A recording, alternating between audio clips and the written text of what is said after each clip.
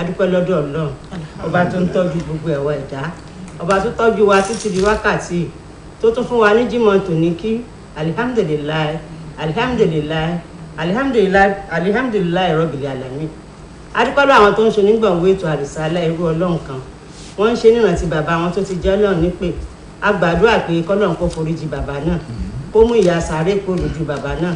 àwọn tí bàbá náà wá fi sílẹ̀ kọ́lọ́run kó dúró tì wọ́n kó mọ́ ṣẹ̀rù bà wọ́n ọlá láyé láìláìlá ọlá kún fáyà kún.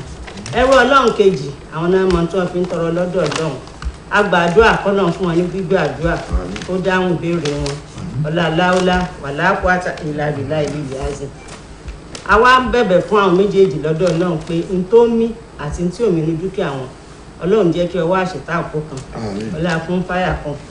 adúpẹ́ lọ́wọ́ àwọn bàbá àwọn màmá tó máa wá sórí ètò Arisalah láti fún wa nínú ní ọgbọ́n wọn àgbàdúrà pé rọ́bì sídìlẹ̀ yìí lè mọ̀ ìkòkò mi ọgbọ́n yín Ọlọ́run ní jí fọ́ ọ ilé tẹ̀ ń fi sílẹ̀ tẹ́ fi wá sórí ètò Arisalah Ọlọ́run dìlé náà mú ilé ló ní dàrú lílọ bíbọ̀ yín Ọlọ́run fi àlùbáríkà sí ọlá láúlá wàlá quwwata illa billahi ìlú azim.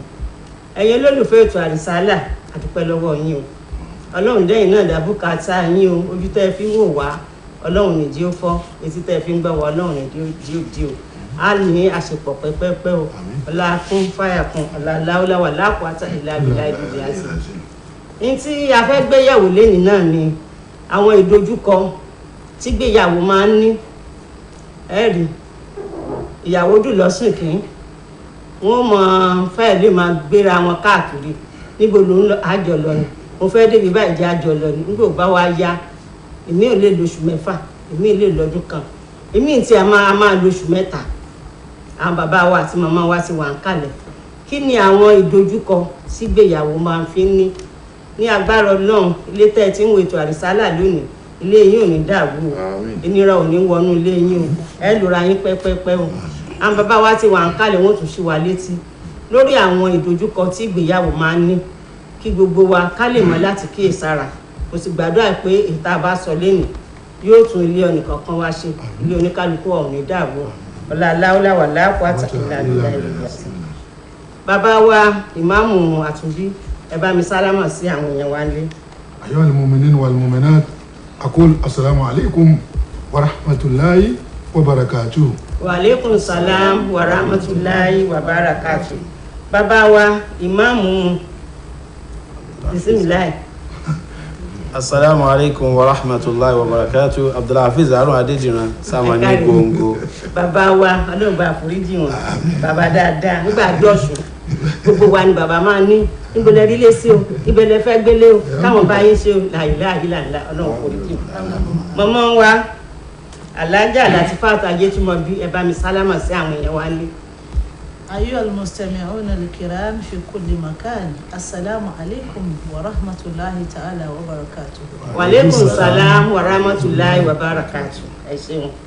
bisimilayi bàbá wa ìmáàmù àtúnbí ìgbéyàwó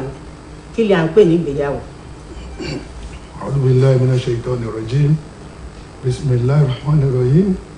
وبه نستعين الحمد لله الذي ما شاء كان وما لم يشاء لم يكن والصلاة والسلام على أشرف القبائل سيدنا ومولانا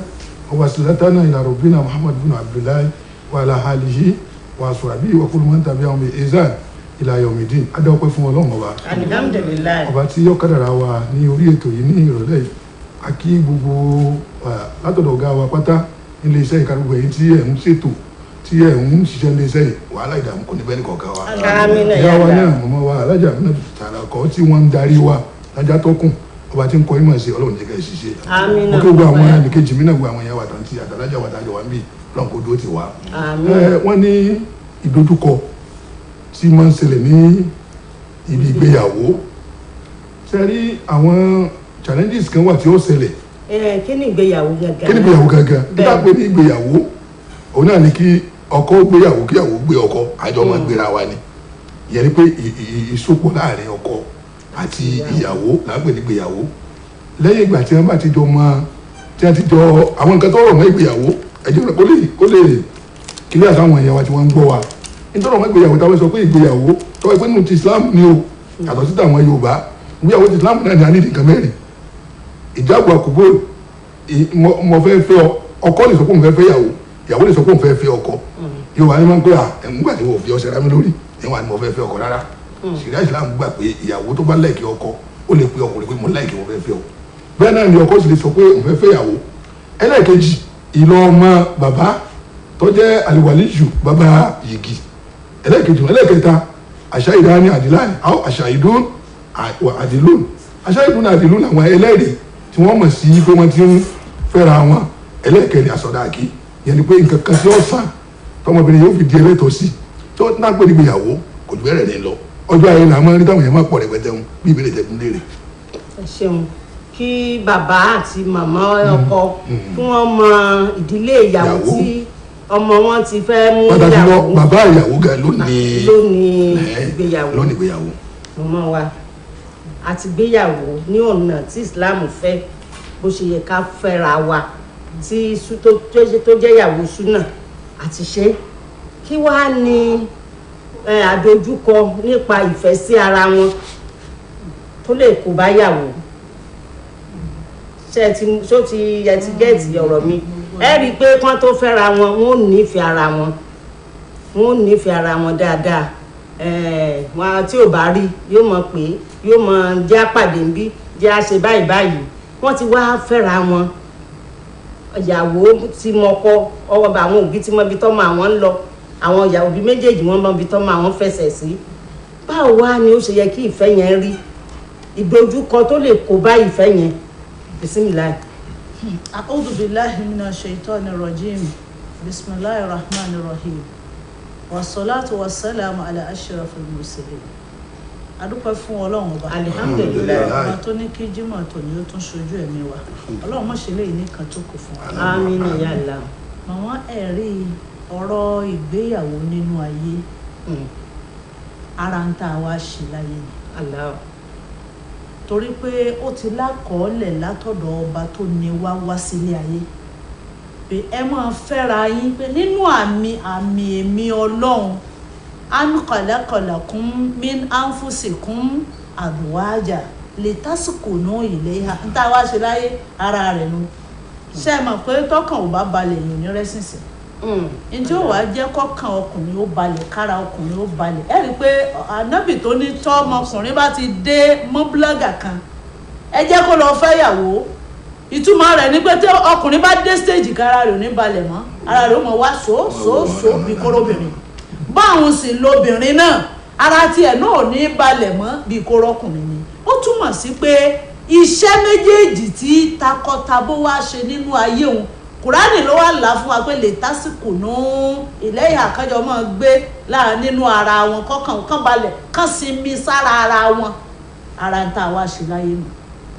nígbà tí a wá délé ayé tá a ti rí eléyìí ṣe dandan ni kí oríṣiríṣi àwọn ìdojúkọ àbí ìpèníjà kọ̀ọ̀kan wọ́n máa yọjú bẹ̀ torí pé èyí tí Kùránì fẹ́ ṣe fún wa ìdánwò ni nílé ibi tán ti mú ìyàwó ọ̀tọ̀ níbi wọ́n ti bí ibi àtọkọ náà ti wá ọ̀tọ̀ níbi tán ti bí màmá bọ̀ ọ̀nà méjì kódà bó bá jáde ẹ̀ la lọ́ra lọ́jà tààrà kan ló lọ́dẹ tààrà kan lọ́jà ọba tá a bá kó méjèèjì papọ̀ sínú àgò kan náà bí wọ́n tiẹ̀ kọ́kọ́ rẹ́ wọ́n jà wọ́n mọ̀ sára wọn ni pé ìjà tiwọn náà ni pé wọ́n ń sára wọn ṣùgbọ́n gbà tó bá yí àgbà tó bá yí tójọ́ mẹ́ta ara wọn ò balẹ̀ gẹ́gẹ́ bẹ́ẹ̀ ni ìgbéyàwó ọmọnìyàn rí ṣé wá rí àkọ́kọ́ dojúkọ tí ìgbéyàwó máa ní màmá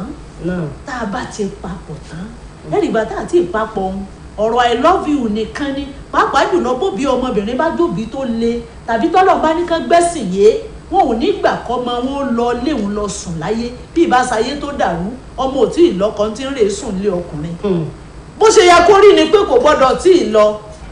lílo àkọ́kọ́ tí ó lọ òun níjọ́ tí wọ́n bá alẹ́ ẹjọ́ ìgbéyàwó tí wọ́n bá ṣègbéyàwó ó dáa ó tiẹ̀ wá lọ o kò lọ o a ti gbà pé wọ́n ti ṣègbéyàwó wọ́n ti ń jọ ń gbé papọ̀ mọ̀mọ́ ìdójúkọ àkọ́kọ́ ni pé wọ́n ò kọ́kọ́ máa mọra wọn ni ìwà wọn yàtọ̀ síra wọn wàhálà ó wàá dé ẹ̀rí ọkọ mo ti rí ọkùnrin tó wá fẹjọ́ sùn látàrí pé ìyàwó rẹ̀ padà bínú nítorí pé ó wẹ̀ léèwẹ̀ ọṣẹ ẹ̀wẹ̀ tí ọkùnrin wọ́n ṣùṣù ẹgbẹ́ ọkùnrin ọ̀bá rẹ̀ bẹ́ẹ̀ni ẹ má bínú ẹ̀yin bàbá wa bọ́lá ń ṣe dá wọn nù ọkùnrin wà nílé ìwẹ̀sẹ̀ fóòmù àbí kí ni wọ́n ń pè fóòmù ní èdè Yorùbá ọṣẹ tó ru ó wá ń dà sára ògiri ọ̀sẹ̀ tó wọ́n àwọn wá wò pé irú òṣìwò lélẹ́yìí kẹ́ báwo ló ṣe ń wẹ̀ yìí irú nọ́ọ̀sì bí ìgbà pé kò lẹ́kọ̀ọ́ mọ̀mọ́ ó sì lẹ́kọ̀ọ́ bóun ṣe lògbésí ayé rẹ̀ dàgbà nù o ẹni pé gbọ́mọ òjọ ṣòkòtò yóò jọ kíjìpá bóyá bí bàbá àtọkọ náà ti ìwẹ́ nù lára ọmọ náà ò fi balẹ̀ lòun náà fi ń wẹ tiẹ̀ bẹ́ẹ̀ àti wá pé ọkùnrin yàtọ̀ sóbìnrin àjọra wa mọ̀mọ́ ìdojúkọ àkọ́kọ́ ni pé wọ́n mọ̀ mọ̀ra wọn sí i níbi oúnjẹ wọ́n mọ̀ra wọn ọkùnrin bọ́kùnrin máa ń jẹun ìjẹun ọkùnrin yàtọ̀ sí tóbìnrin mọ̀mọ́ sẹ́yìn pé abẹ́ mímọ̀ nìkan la wà wọn wọ́n ò ṣìra wọn gbọ́ nídìí oúnjẹ ọkùnrin mi ò ní tí dìde lórí bẹ́ẹ̀dì tẹ́bi ó ti máa pa inú obìnrin gbọ̀sẹ̀ ó bọ̀rọ̀ pé ẹtíkẹ́ẹ̀tì tí mò ń sọ àwọn méjèèjì ó mọ̀mọ́ra wọn pẹ̀lú ìwà alákọ̀ọ́kọ́ nù ẹlẹ́ẹ̀kejì nínú àdójúkọ tí wọ́n máa ń rí ìyá ìyàwó àti ìyá ọkọ òjọra wọn èrúwọ̀ ìdojúkọ ni ìpèníjà wàhálà tí mò ń bẹ́ sílẹ̀ nínú ìgbéyàwó ọ̀rọ̀ ẹbí náà jẹ́ tẹ̀ làwa lóye tẹ̀ mọ́ wa nú. bàbá ìmáàmù Adédìran a ti fẹ́ra wa a ti wọlé àtọ̀ lọ́nà tó yẹ ká tọ̀ ní ti súnà ìkànnì màmá wa sọ nígbà tá a béèrè pé ìfẹ́ ṣe àmọ́ pẹ́fẹ́ tí wọ́n nígbà náà ìdojúkọ ọkọ nìyẹn tí ìfẹ́ òfin máa dínkù pé ṣé èsè pé mo sì yàn ṣé èsè pé mo kọjá àyè mi báyìí ẹ̀kọ́ mọ̀ sọ ìyàwó mọ̀ sọ ìfẹ́ wọn ti ní àdojúkọ nìyẹn ìfaradà wa ń kọ́ báwo làwọn méjèèjì nítorí afẹ́ mọ́mu ká máa yàn báwo ni àfaradà tó yẹ kí ìyàwó àtọkọ ní báwo ló ṣe yẹ kó rí wọ́n ti ń rí àlébù ara wọn ní ìsìn. alhamdulilayi rabbil alamin wa salatu wa salam ala ashrafil mursalin sayyidina muhammad wa ala alihi wa sahabatihi ajma'in adúpẹ́ lọ́dọ̀ Ọlọ́run. alihamdulilayi. máa dáhùn ìbéèrè yẹn náà ní pété ni inshallah ta'ala. ṣe rí tí ọkọ àtìyàwó bá wà tán bá fẹ́ra wọn tí wọ́n bá ti ní challenge nínú ìgbésí ayé wọn nǹkan tí wọ́n nídìí pọ̀ ṣùgbọ́n ẹ jẹ́ ń kọ́kọ́ sọ ẹyọ kan èyí tó já sí pé tọkùnrin ọ̀bá ní tí èyí fẹ́yàwó 1000 wọ́n mọ̀ kó lè rẹ̀ ni àfikọ́ lọ ní nǹkan ọ̀hún kí náà ni wọn náà la mọ̀ sí àlàáfù pàṣẹ France so kí ìyàn jẹ́ ni tí yóò ní àlàáfù lọ́dọ̀ ọkùnrin kóbìnrin náà kó náà ní àtàhámọ́l tí ọkùnrin bá mú forgiveness tó lè mójú kúò níbi tí obìnrin bá ṣe kí sọmọ ìyá rẹ̀ kí sọmọ bàbá rẹ̀ ó lè má jọ ọmọ ìlú rẹ̀ tí ó bá wá lámojú kúò tó ní gbogbo ohun tíyàwó ṣe lòun fẹ́ máa fi bí gbogbo ohun tíyàwó ṣe lòun fẹ́ fi react kò ní sẹ́ni kankan tí ó gbé ilé rẹ̀ so tóbìnrin náà bá ní àtàhámọ́l kó láforítì kó ní faradà bí bá ti ń wọlé gbogbo ọkùnrin náà ni ó máa jáde kọkùnrin lọ ní àmójúkúò kóbìnrin lọ ní àforítì tí wọ́n bá fi eléyìí kún gbèsè ayé wọn tó bá ń ṣẹlẹ̀ sí wọn. ẹ ṣeun bàbá wa Ìmáàmù Àtúnbí àṣẹ̀ṣẹ̀ fẹ́ra wa ni àṣẹ̀ṣẹ̀ máa gbọ́ra wa yé ni àṣẹ̀ṣẹ̀ ń rálì bó ara wa wọ́n ní ká máa láforíjì ká sì máa nípa mọ́ra wa méjèèjì mo fẹ́ ká wò ó tí ìyàwó ò bá tètè rọ́mọ bí ṣe mọ̀ pé ara ìdojúkọ kan nìyẹn báwo ló ṣe yẹ báwo ni ó ṣe rí lára àwọn méjèèjì. àkọ́kọ́ ó yẹ kí ọkọ kọ́mọ̀ pọ́lọ̀ ni wọ́n ṣe ọmọ tọkọ bá ti gbà bẹ́ẹ̀ kò ní fi ojú obìnrin kò ní fi balẹ̀ yọmọ dára mọ́ náà lẹ́nu èyí rò pé òní ọ̀fẹ́ bímọ ọkọ gbọ́dọ̀ mọ̀ yìí pé Ọlọ́run ní máa ń fún yàn lọ́mọ bóyá yẹn lẹ́yìn ẹ̀ máa ṣe nígbà 1000 tí ilé tó mọ́ ó lè má dọ̀ mọ́ Ọlọ́run ní máa ń ṣe àṣẹ bó máa ń ṣe wá Ọlọ́run ní máa ń ṣe tí wọ́n á fẹ́ wà láfúnra wọn kọ́kọ́ gbà wípé ìtọ́lọ́ yẹn fóun ònà tí wọ́n bá dẹ̀ ní faradà tí wọ́n bá ní faradà pẹ̀lú ohun tí wọ́n béèrè yẹn padà tẹ̀ wọ́n lọ́wọ́ ẹ jẹ́ kí ní ìṣẹ́jú kẹjẹ lọ bí ìtàn Ànábì Ibrahim alayhi salatu wa salam Ànábì Ibrahim yìí sẹ́mi pé ìrìn àjò ló ṣe tó fi rí ọmọ ọba èyí tó padà mú wálé táǹpé ní Àjàrà ìtàn tó kù ní ẹjẹ ń gé fúnra Sáárà ló ní kó fẹ́ tó bá tiẹ̀ fẹ́ ọmọ yìí àwọn lóòótọ́ ọmọ ọ̀dọ́ wa ní tí wọ́n ní ká tọ́jú ká tírè ní ẹ̀ so nígbà tí ọba yẹn rí ìbẹ̀rù Ọlọ́run lára Sáárà pé ọmọ mi mo fún ọ bá tírè ní ẹ̀ gbà tó dé òun náà ló ní kó fẹ́ ọfẹ́ tán ni wàhálà dé láàrin ọkọ so ó sẹ́ mọ̀ ó padà bímọ tí náà padà wá bímọ tiẹ̀ ó fi hàn pé ká ní kò tiẹ̀ tí ìfẹ́ omi gan ìyáálé nǹkan padà bímọ fún un náà so ohun tá a nílẹ̀ ni pé ìfaradà kẹ́mi tí ṣé ọ̀fẹ́ àbí sì wí ìfaradà àti ká gbà pé tọ́lọ́mọ̀ bá ṣe wáyé ò lè ṣe so challenges máa ń ní nípa ọmọ bíbí àdúrà náà ni wọ́n máa ṣe tí wọ́n ti ń ṣàdúrà ọlọ́pàá fún ọlọ́mọ. ẹ má jẹ́ ká ti torí yẹn ká kórìíra ara wa tàbí ká máa wá àléébù ká máa dẹ́nìkan lẹ́jọ́ àmọ́ tó ti ṣe ńgbà tó wà ń kékeré àmọ́ tó dáwọ́ ńgbà tó wà ń sisi àmọ́ ibi tó yà sí ẹ má jẹ́ ká máa sọ̀rọ̀ kò bá kù gbé síra wa pàápàá jùlọ mọ̀mọ́ wa ẹ̀kún bá wa yẹ̀yàn wò àwọn obìnrin ló máa ń sábà wu ẹrù yẹn jù wọn àti ẹ̀ kì í mọ̀ pé àìrọ́mọbí ó wà lára ọkùnrin náà ó wà lára ọkùnrin ó wà lára obìnrin tí irú ẹ̀ bá wá wáyé láàrin lọ́kọláya méjìlá ẹ̀dá wọn kí ni ó yẹ kí wọ́n ṣe. alákọ̀ọ́kọ́ ni pé màmá kò sí ẹ̀dá tí ń bẹ láyé tí ò ní àdánwò. Allahu Akbar. ẹ jẹ́ wà pé gbogbo ohun tọ́lọ́run bá ṣe fún wa ó fi ń dán wa wò ní. ọlọ́run kúkú ti sọ nínú Al-Qur'an pé àwọn kan kúkú ń bẹnu ayé tó ṣe pé bá ṣe wáyé náà wọ́n padà ó ti wà ó ti mọ̀kìdíyá ni ọlọ́run ti parí ẹ̀ lọ́dọ̀ rẹ̀ àwọn kan sì ń bẹ tó ṣe pé a lọ lára díẹ̀ ní fúngbà díẹ̀ a kàn fi yẹ gbàgbọ́ wọn wò ní ṣé wọ́n rìn kiri àbí wọn ò rìn kiri ṣé wọ́n gbà páwọ́ ọlọ́run là ń sọmọ àbí wọn ò ní gbà ṣe rí tọ́rọ̀ bá rí bẹ́ẹ̀ láàrin tọkọ-tìyàwó tán bá bára wọn nípò pé ó sì kù díẹ̀ káàtó alákọ̀ọ́kọ́ ni pé ẹ jẹ́ kọ́kọ́ ní sùúrù ẹ jẹ́ ká gbà pé sùúrù wa ò ní tó o àfi àmì sùúrù wa kò ní pọ̀ jù o àfi tí ò bá ní tó ló ṣẹ́kù ká kọ́kọ́ ní sùúrù fọlọ́run ọba tó dá wa pé tó yóò fún wa ní tiwa ṣùgbọ́n àmọ̀gbà tí ó fún wa ní ẹlẹ́ẹ̀kejì wa ni pé tírú ẹ̀ bá wáyé atọ́kọ àtìyàwó bí ọ̀rọ̀ tẹ́ ẹ sọ ọ̀pọ̀lọpọ̀ gbà kóbìnrin nìkan ní níṣòro àìmọye ọkùnrin tó níṣòro rẹpẹtẹ agídí wa pọ̀ fọ́pọ̀lọpọ̀ ẹlòmíì tíyàwó rẹ̀ bá lọ ilé ìwòsàn tó bá ní wọ́n ní káàjọ wá ní yóò pé kí ni mo sọ fún ọ pé ń ṣe mí ìwọ ní ọlọ́yẹ̀rà rẹ wò bí bẹ́ẹ̀ báwọn sì ni kò sẹ́ni tí ì ládàáwò tí ẹ̀ náà ọlọ́run ó lè ṣe pára rẹ̀ ládàáwò wà lẹ́yìn pa bá ní sùúrù àwọn agbègbèsè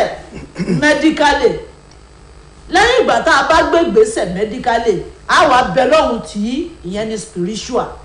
nítorí pé kò sí nǹkan kan láyà rúdòlù kọ́dà ìlà àdùá kò sí nǹkan kan tó lè yí nǹkan padà tó ju àdúrà lọ so a wàá fi àdúrà kún èyí tó wá kànyìn rẹ̀ ni pé lẹ́yìn sùúrù kínní kan bẹ tó ń pè ní àfaradà tọkùnrin ò bá láfaradà fọ́lọ́hun yóò hùwà tí ò yẹ kó hù tóbìnrin náà bá sì láfaradà fọ́lọ́hun lórí àìrọ́mọ bí mọ̀mọ́ bọ́ bá ní ó lọ gbẹ́bọ yóò gbé kí wá láǹfààní ayé tá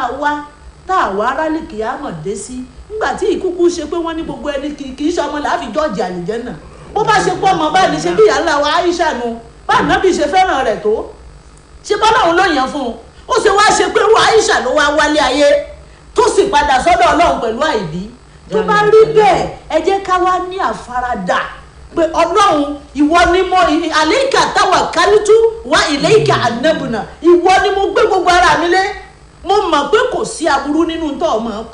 kọ rere mímí náà tó o bá kúkú fún mi lọ́mọ lánàá kú nàná mi náà ṣáàkiri náà èmi náà wà nù ẹni tí ó dúpẹ́ fọlọ́ sọ bọ́rọ̀ ọmọ ṣe rí bó ṣe ń ṣẹlẹ̀ lọ́dọ̀ ọkùnrin bẹ́ẹ̀ ní í ṣẹlẹ̀ ẹ má jẹ́ akọ tí ọgbọ́n yín sí pé èmi ò ní lọ ilé ìwòsàn ìwọ nìkan ni ọmọ lọ bí ṣe ń bẹ lọ́dọ̀ ọkùnrin ní bẹ lọ́dọ̀ obìnrin.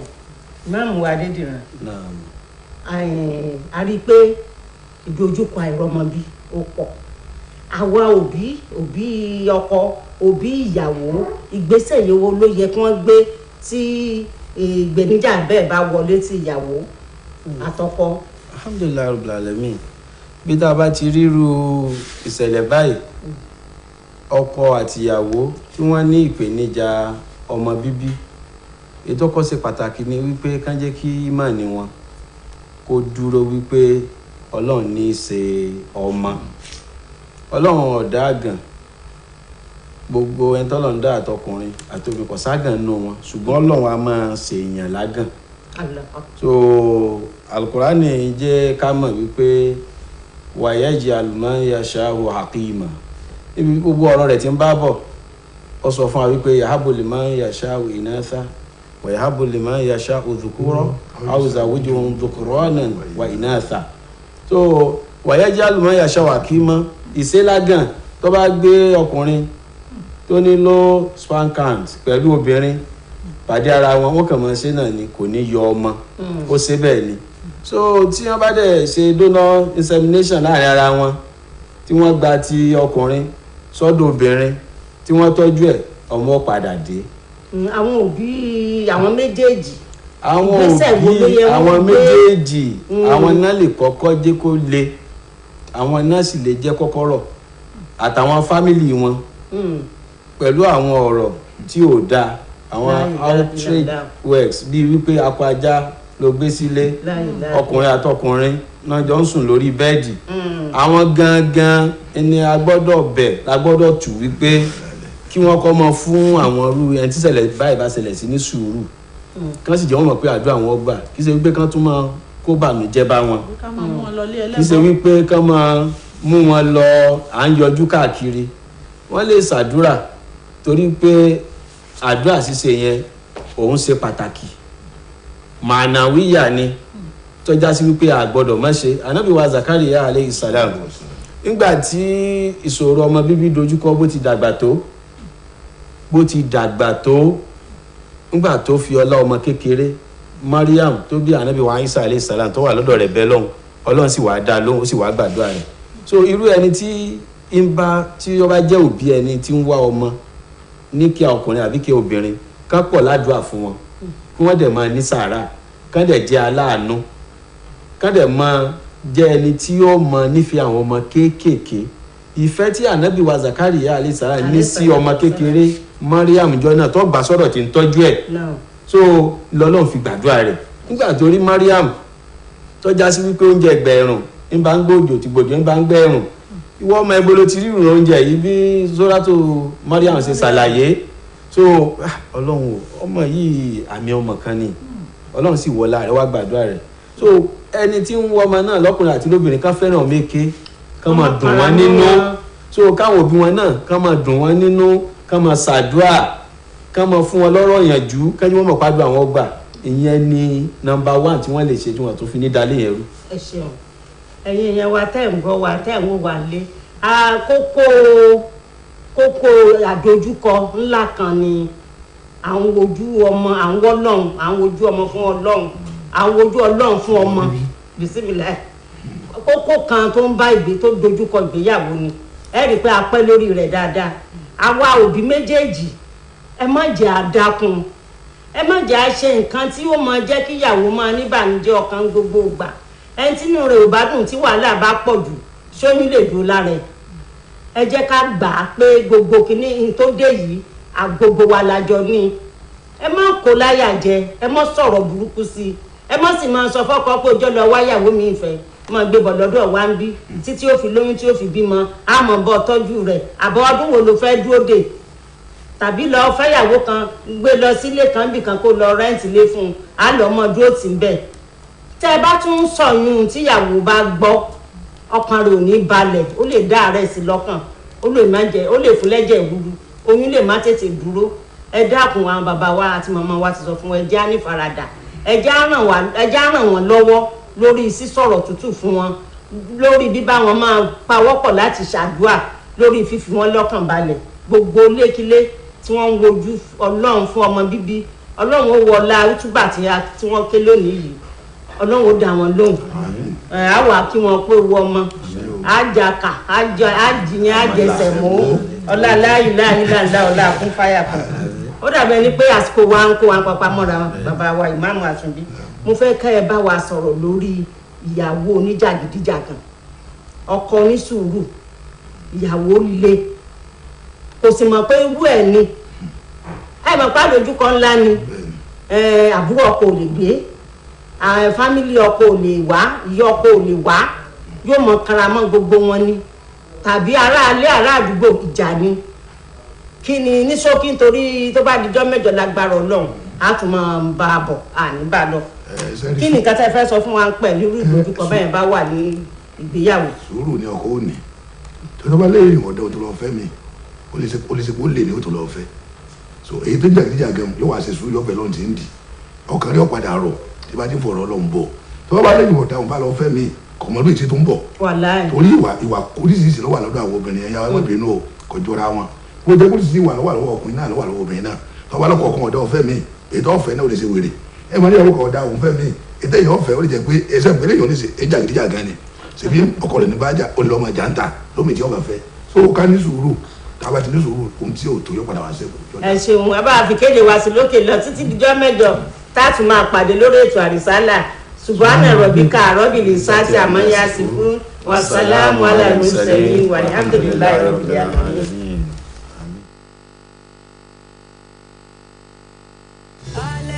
jàgínní yóò dùn fún gbogbo bí àtàlágbàtọ́ tó wá ilé ìwé tó dáa fún àwọn ọmọ wọn pàápàá jùlọ akẹ́kọ̀ọ́ lóbìnrin nílé ìwé tó jẹ́ tàwọn obìnrin nìkan ní gbogbo agbègbè yìí Al-Qanitat Girls College Òṣogbo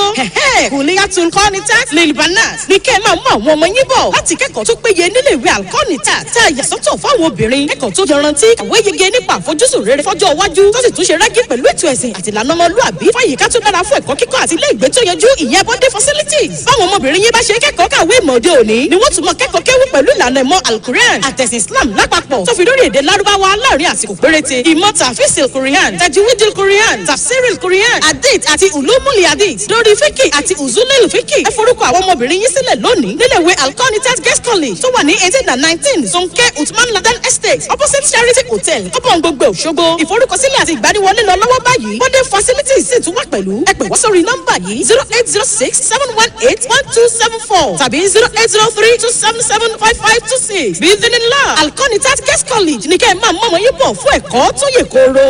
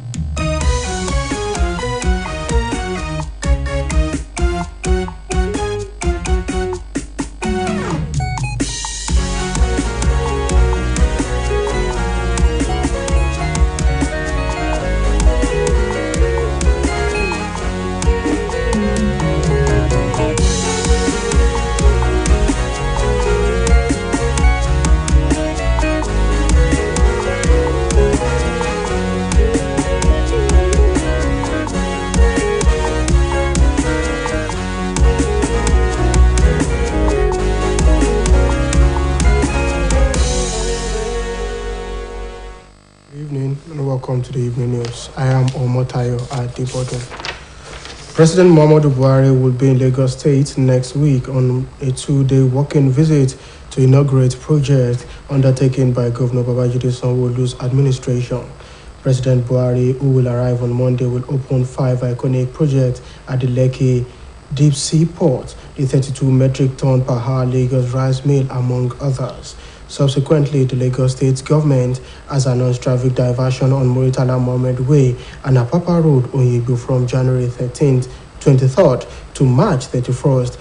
this year for the construction of the Red Line project. The Commissioner for Transportation, Dr. Frederick Oladende, said in a statement in Lagos that the traffic diversion would last for 9 weeks. Dr. Oladende explained that the total lane closure would be sustained to allow the contractors to complete the construction without inhibition during the course of the construction of the first phase of the Lagos Rail Mass Transit Red Line project. Oladende revealed that the previous alternative routes would be maintained as well, adding that traffic on Muritala Mohammed Way would be diverted to Abeokuta Street to access Borno Way to Kote Street to link up with Muritala Way again. The Independent Petroleum Marketers Association of Nigeria said there is confusion in the oil sector in Nigeria following the prolonged fuel scarcity that has been eating hard on the country for months. The Deputy National President, Ipman Zairat Mustafa, stated this while speaking to newsmen, saying the burden of subsidy that the government is carrying is no more sustainable, and the volume of the NNPC, for now being the sole importer of the fuel, has been hit hard, adding that the supply that Ipman receive as marketers at the loading point is being reduced by over 50%. He, however, explained that the cost of bringing the product to the public is not going to be achievable at the former price. The Apex Bank has urged Nigerians to reject old notes from the banks henceforth. This comes as President Muhammadu Buhari met with Governor of the Central Bank of Nigeria, Godwin Emefiele, at the Presidential Villa in Abuja. This is sequel to the window for the phasing out of the old notes closes. The Central Bank of Nigeria has stepped up an aggressive awareness program to sensitize the public on the security and other issues about the new note, visiting markets across the country. In the past few days, officials of the Apex Bank have visited marketplaces in Lagos, Kebbi, Abia, Nasarawa, Cross River, Rivers, Plateau, Kogi, and other states where they engaged market women on the issues, assuring them that the new Naira note redesigns is aimed at combating counterfeiting. They have also urged their banks to deposit the old Naira note they kept, assuring them that the current scarcity of the new note will soon be over. The 17th annual general meeting of Ogiyan Microfinance Bank AGB brought together management, shareholders, and customers of the bank who converged to consider the audited financial statement for the year ended December 31st, 2021, with the director's report, auditor's report, as well as the audit committee's report, including declarations of dividends and the election of directors, among others. While addressing the gathering, Chairman Board of Directors of Ogiyan Microfinance Bank, Mr. Timi Lawore, who appreciated the customers of the bank for their patronage at all times in spite of the keen competition in the market, noted that the board members will continue to work as a team and remain selfless in the service to the bank. In his remarks, one of the board directors of Ogiyan Microfinance Bank, Prince Olufemi Oyewole, stated that the bank recorded huge success despite the challenges, most especially the increasing inflationary trend that is affecting Nigeria's economy. Also speaking, Managing Director of the financial institution, Mr. Murakinyo, maintained that Ogiyan Microfinance Bank remains resolute in its vision to become one of the leading microfinance banks in Nigeria in terms of deposit volume, grassroots microfinance coverage, and resource allocation. The European Union has raised concerns over security challenges in Nigeria, saying they could significantly impact the pool if not urgently addressed. The body also expressed concerns about the workability of bimodal voters accreditation systems in all parts of the country. The team leader EU support to democratic governance in Nigeria Phase 2 program, Mr. Rodolphe Emblin, expressed the fear in Abuja at a seminar organized to assess various security threats that could impact conduct and credibility of the election. Emblin described the technological innovations by the Independent National Electoral Commission, INEC, towards the electoral process as quite substantial. He urged politicians to accept the election's legal framework and play by the rules, adding that the rules is there to be accepted, not to be manipulated. However, Chief Press Secretary to the INEC Chairman Rotimi Oyekomi allayed concerns expressed by the EU, saying security agencies have assured the Commission that the election will be conducted in every nook and cranny of the country, stressing that a device which was used in some off-season election had been adjudged successful. Death has been described as an inevitable end for all mankind, no matter the age, status, or religious inclination. Therefore, the need for man to reassess his life and do the will of God. Pastor Joseph Adebisi stated this during his sermon at the final burial and Thanksgiving service of late Professor Olusegun Asekun Olarimoye held at Alafia Seventh-day Adventist Church, Oshogbo. Pastor Adebisi, quoting copiously from the book of Jeremiah 31, verse 15 and 16, noted that the length of life does not determine one's achievements and greatness. He described late Asekun Olarimoye as a man whose indelible imprint in the lives of individuals and that of the church can never be overemphasized. According to the wife of the late Professor Fumilayo Asekun Olarimoye described her late husband as a kind-hearted man who was full of God's grace